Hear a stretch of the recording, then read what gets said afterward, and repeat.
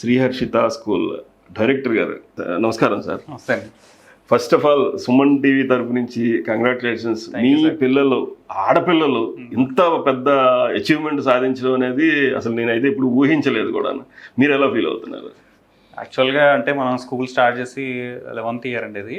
So మనం చాలా ఫ్యాషన్గా start చేసాం. యాక్చువల్గా మేము చదువుకున్నది కూడా మాస్టర్ సైన్స్ కంప్యూటర్ సైన్స్ చదివాను. నా friends through out the world అన్ని కంట్రీస్లో ఉన్నారు. యాపిల్లో కూడా సీఈఓస్ ఉన్నారు. వాళ్ళతో పాటు నేను చదువుకున్న వ్యక్తిని.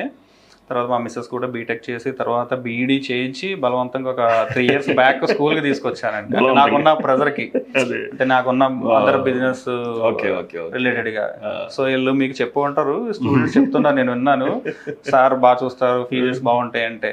తన మెయిన్ కారణం ఏంటంటే మాకు అదర్ సోర్స్ ఆఫ్ ఇన్కమ్ కొద్దిగా వేరే ఉండడం వల్ల దీన్ని చాలా బడ్జెట్లో ఇప్పుడు ఈ 10 yearsలో ఒక ₹1 కూడా ప్రాఫిట్ లేదండి మాకు 10 years నుంచి.